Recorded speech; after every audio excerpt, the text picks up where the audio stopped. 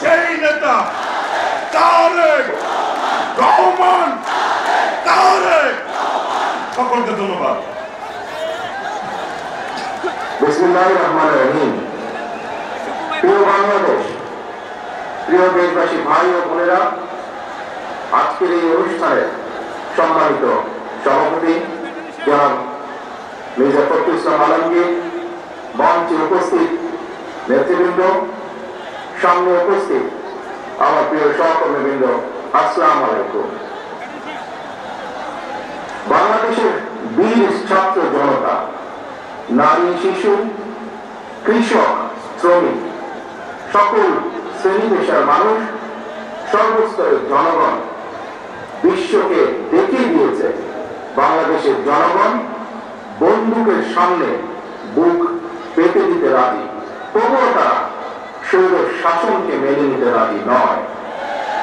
বাংলাদেশের সবচেয়ে জনপ্রিয় গণতান্ত্রিক রাজনৈতিক দল বিএনপির পক্ষ থেকে বাংলাদেশের গণতন্ত্রকামী বীর জনগণকে জানায় আন্তর্জাতিক গণতন্ত্র দিবসের সংগ্রামী শুভেচ্ছা। ভাই বোনেরা, গণতন্ত্র প্রতিষ্ঠা সংগ্রামে শহীদ মৃত্যুবরণ করেছেন যারা, আহত হয়েছেন যারা, হাত পা চোখ হারিয়ে চিরতরে পঙ্গুত্ব বরণ করেছেন দেশের গণতান্ত্রিকামী জনগণ আজীবন তাদের এই আত্মত্যাগ এবং অবদান শ্রদ্ধার সঙ্গে স্মরণ করবেন।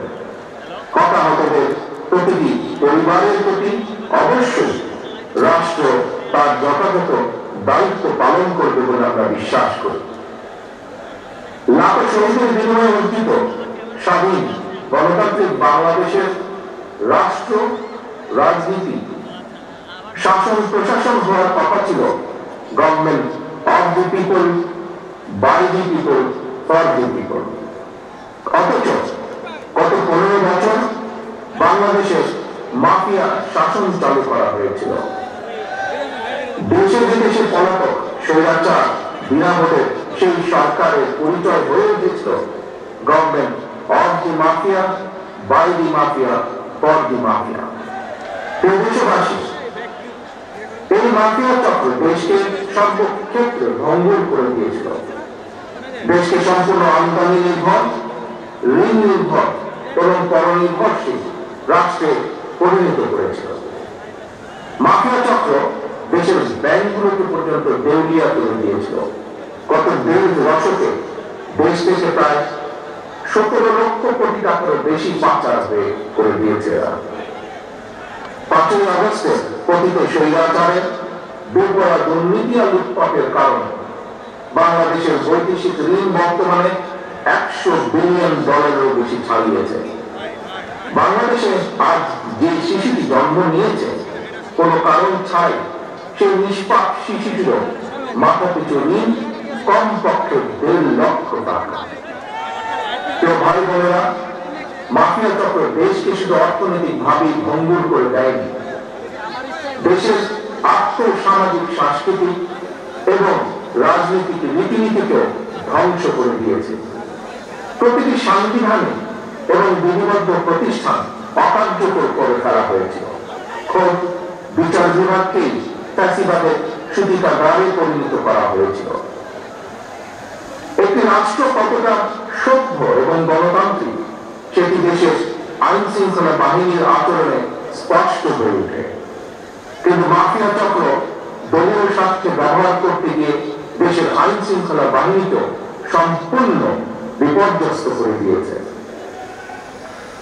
গণতন্ত্রকামী প্রিয় ভাই ও বোনেরা, অন্যায়, অনিয়ম আর অরাজকতার বিরুদ্ধে গণবিস্ফোরণ মাফিয়া চক্রের প্রধান দেশ ছেড়ে পালানোর পর দেশে মাফিয়া শাসন শোষণের অবসান ঘটেছে। পতিত স্বৈরাচারের পলায়নের মধ্যে দিয়ে একটি গণতান্ত্রিক মানবিক বাংলাদেশ গড়ার পথে প্রধান বাধা হয়তো দূর হয়েছে, তবে বাধা দূর হলেও মাফিয়া চক্রে রেখে যাওয়া 15 বছরের জঞ্জাল কিন্তু এখনো দূর হয়নি। এই জঞ্জালকে দূর করে জনগণের বাংলাদেশের জনগণের ভোটে জনগণের কাছে জবাবদিহিমূলক একটি গণতান্ত্রিক সরকার প্রতিষ্ঠার লক্ষ্যে অন্তর্বর্তীকালীন বর্তমান সরকার কাজ করছে। তবে মাফিয়া চক্রের প্রধান দেশ ছেড়ে পালালেও মাফিয়া চক্রের বেনিফিশিয়ারি অপশক্তি প্রশাসনের ভেতরে থেকে কিংবা রাজনীতির ছদ্মবরণে অন্তর্বর্তীকালীন সরকারকে চ্যালেঞ্জ ছুড়ে দেওয়ার অপচেষ্টা কিন্তু অব্যাহত রেখেছে। প্রিয় দেশবাসী, ভাই ও বোনেরা, বর্তমান অন্তর্বর্তীকালীন সরকার হাজারো শহীদের রক্তের বিনিময় লক্ষ কোটি জনতা গণ অভ্যুত্থানের ফসল। এই সরকারের কোন কোন কার্যক্রম সকলের কাছে হয়তো সাফল্য হিসাবে বিবেচিত নাও হতে পারে, কিন্তু এটি আমাদের প্রত্যেককে মনে রাখতে হবে, এই সরকারের ব্যর্থতা আমাদের সকলের ব্যর্থতা, বাংলাদেশের পক্ষে গণতান্ত্রিক জনগণের ব্যর্থতা। সুতরাং এই অন্তর্বর্তীকালীন সরকারকে কোনোভাবেই ব্যর্থ হতে দেওয়া যাবে না। দেশে বিদেশে থেকে নানা রকমের উস্কানিতেও জনগণ অন্তর্বর্তীকালীন সরকারকে ব্যর্থ হতে দেবে না। তবে অন্তর্বর্তীকালীন সরকার যাতে নিজেরাই নিজেদের ব্যর্থতার কারণ না হয়ে দাঁড়ায়, সে ব্যাপারে তাদেরকেও সতর্ক থাকতে হবে। বাংলাদেশ কিংবা যে কোনো দেশে গণ অভ্যুত্থানের মাধ্যমে গঠিত সরকার অবশ্যই জনগণের সরকার। তাই জনগণ অন্তর্বর্তীকালীন সরকারের প্রতি সহযোগিতা অব্যাহত রেখেছে, রাখবে। অফার যে কোনো ব্র্যান্ডের পুরনো ফ্রিজ নিয়ে চলে আসুন ভিশন শোরুমে আর নিয়ে যান নতুন ভিশন ফ্রিজ 20% পর্যন্ত ছাড়। তবে কোন এক পর্যায়ে অন্তর্বর্তীকালীন সরকারের জবাবদিহিতাও কিন্তু নির্বাচিত সংসদের মাধ্যমে নিশ্চিত করা হয়। সুতরাং জনগণের রাজনৈতিক ক্ষমতায়নের মাধ্যমে একটি নির্বাচিত সংসদ এবং সরকার প্রতিষ্ঠায় অন্তর্বর্তীকালীন সরকারের সকল সংস্কার কার্যক্রমের প্রথম এবং প্রধান টার্গেট হওয়া জরুরি। এজন্যই আমরা মনে করি অগ্রাধিকার ভিত্তিতে জনগণের ভোটে নির্বাচিত প্রতিনিধিদের দ্বারা জবাবদিহিমূলক সরকার এবং সংসদ প্রতিষ্ঠার লক্ষ্যকে সামনে রেখে সংস্কার কার্যক্রম এগিয়ে নেওয়া দরকার। কারণ জনগণের রাজনৈতিক ক্ষমতায়ন ছাড়া সংস্কার কার্যক্রম প্রক্রিয়ায় জনগণের সরাসরি সম্পৃক্ততা ছাড়া উন্নয়ন, গণতন্ত্র কিংবা সংস্কার কোনোটিতেই টেকসই এবং কার্যকর হয় না। একটি অবাধ, সুষ্ঠু এবং নিরপেক্ষ নির্বাচনের মাধ্যমে প্রতিটি ভোটারের ভোট প্রদানের অধিকার নিশ্চিত করে ভোটারদের কাঙ্ক্ষিত প্রতিনিধি নির্বাচন করার অধিকার প্রতিষ্ঠার মাধ্যমে জনগণের রাজনৈতিক ক্ষমতায়ন নিশ্চিত করা সম্ভব এবং সেই লক্ষ্যে বিশেষ করে নির্বাচন কমিশন, জনপ্রশাসনের সংস্কার এবং আইন শৃঙ্খলা বাহিনীকে সক্ষম এবং উপযুক্ত করে তুলতে হবে। অগ্রাধিকার ভিত্তিতে পদক্ষেপ নিতে হবে। অন্তর্বর্তীকালীন সরকার ইতিমধ্যে বেশ কিছু ক্ষেত্রে সংস্কার কার্যক্রম হাতে নিয়েছে।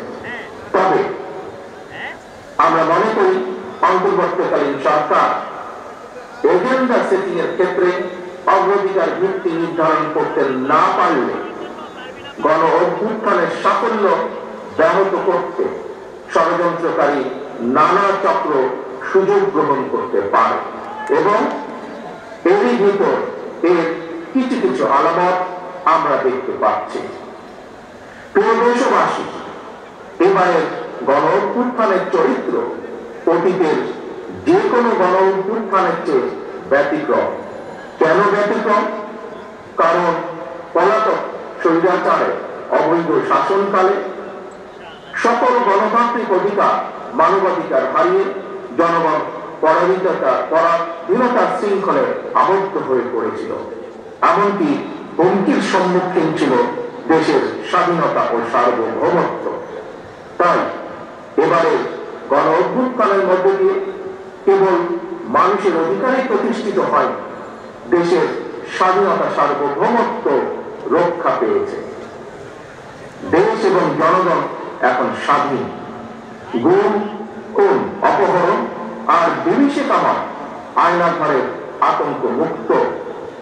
স্বাধীনতা সার্বভৌমত্ব রক্ষার পর এবার দেশ এবং জনগণের স্বাধীনতা সুরক্ষায় প্রথম কাজ হতে হবে রাষ্ট্র এবং সমাজে মানুষের গণতান্ত্রিক অধিকার এবং লুণ্ঠিত ভোটের অধিকারকে পুনঃপ্রতিষ্ঠিত করা। তাই প্রিয় ভাই ও বোনেরা, দেশে বর্তমানে প্রায় 12.5 কোটি ভোটার। এর মধ্যে 2009 সাল থেকে এ পর্যন্ত ভোটার তালিকায় প্রায় 2.5 কোটিরও বেশি নতুন ভোটার সংযুক্ত হয়েছে।